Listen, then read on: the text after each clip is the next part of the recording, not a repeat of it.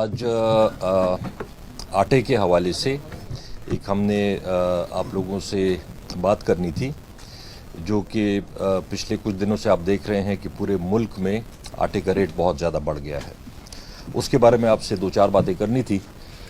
सबसे पहले मैं आपको कुछ फिगर्स बताऊंगा ताकि आपको सबको जहन में रखे रहें और आवाम को भी उसका पता चले, जो कि कुछ फैक्ट्स एंड फिगर्स हैं वो अगर आप काइंडली अपने पास नोट कर लें। सबसे पहले तो हमारे सूबे की जो रिक्वायरमेंट है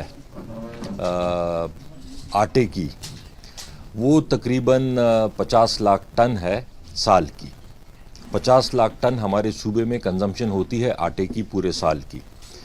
उसमें से 13 लाख टन जो है वो हमारी अपनी गंदम की पैदावार होती है सूबे में। 50 लाख टन हमारे सूबे की रिक्वायरमेंट है पूरे साल की। उसमें से तकरीबन कोई 13 लाख टन हमारी अपनी सूबे में पैदावार होती है गंदम की, और 12 लाख टन हम ख़रीदते हैं पंजाब से या पास्को से या टीसीपी से। मतलब टोटल जो 13 लाख हमारी अपनी प्रोडक्शन है और 12 लाख हम ख़रीदते हैं बाहर से, सूबे के बाहर से। तो ये बनती है 25 लाख।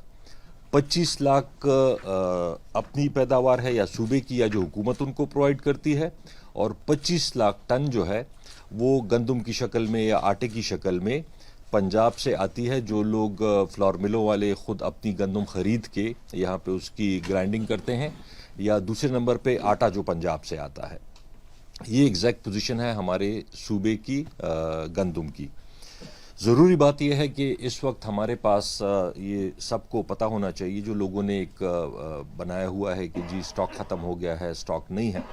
स्टॉक हमारे पास काफ़ी अवेलेबल है, लेकिन उसका तरीक़ेकार ये होता है कि हम जितना भी स्टॉक होता है हम अपनी कैलकुलेशन करते हैं कि हमने एक सीज़न से, परचेजिंग सीज़न जो होता है गंदम का, उससे लेके दूसरे परचेजिंग सीज़न तक हमने उसको चलाना होता है।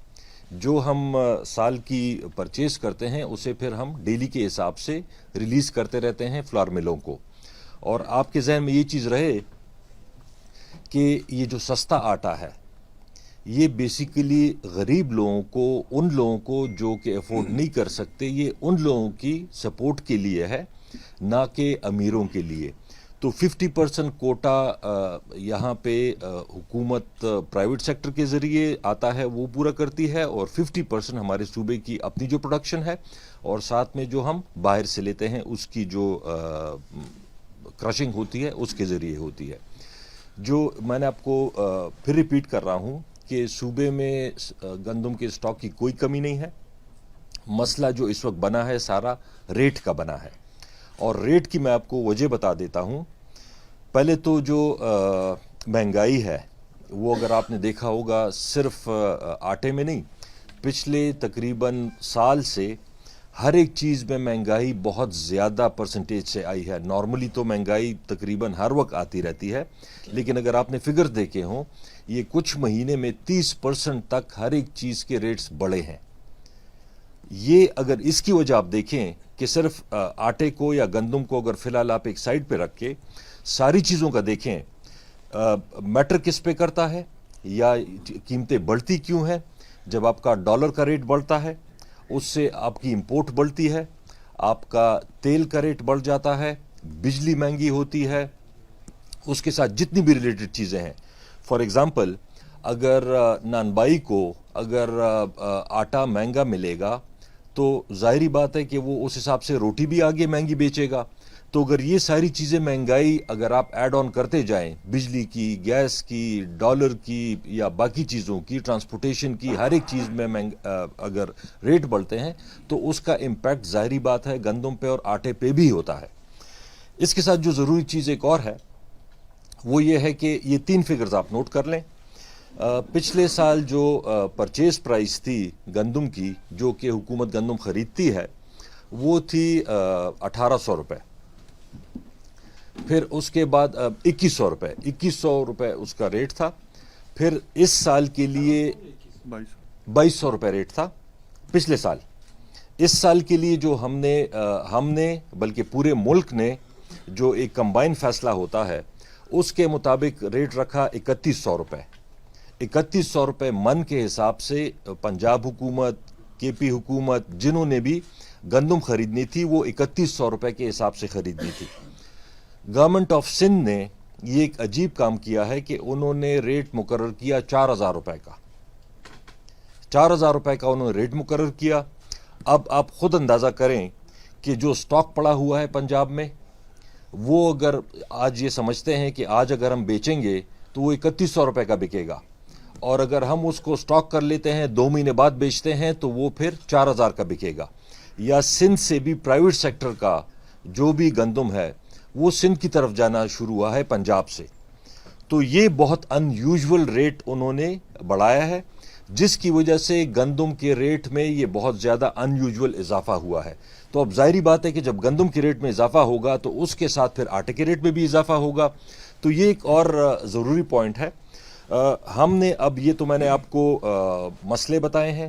اس کے ساتھ ساتھ میں آپ اس کو جو حکومت کر رہی ہے ایک اور فگر حکومت خیبر پختونخوا آپ کو پتہ ہے چھوٹا صوبہ ہے, ہمارے فائنینشیل حالات بھی اتنے اچھے نہیں ہوتے, اس کے باوجود بھی ہم 1300 روپے کا آج تک مارکیٹ میں 20 کلو کا تھیلا دے رہے ہیں جو کہ مارکیٹ میں اس وقت 2700 2800 3000 روپے تک چلا گیا تھا اور ہم دے رہے ہیں 1300 روپے کا, جس کی وجہ سے آپ نے دیکھا ہوگا کہ یہ ڈپو پہ یا ڈیلرز پہ یا جو ٹرک ڈسٹریبیوشن کرتے ہیں ظاہری بات ہے اگر مارکیٹ کا ریٹ اور سرکاری ریٹ میں فرق کم ہوگا تو کم لوگ وہاں پہ جائیں گے خریدنے کے لیے.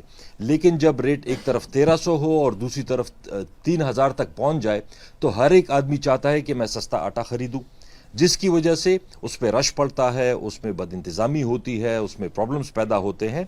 تو اس کی وجہ سے جو 1300 روپے کا ہم دے رہے ہیں حکومت خیبر پختونخوا 35 ارب روپے سبسڈی دے رہی ہے اپنے لوگوں کو سستا آٹا مہیا کرنے کے لیے. لیکن اگر ہم مزید یہ اگلے سال یا اس سے اگلے سال یہ فرق اور بڑھے گا, اگر ہم ریٹ نہ بڑھائیں اور مارکیٹ میں ریٹ بڑھتا رہے تو یہ ریٹ اور بڑھے گا.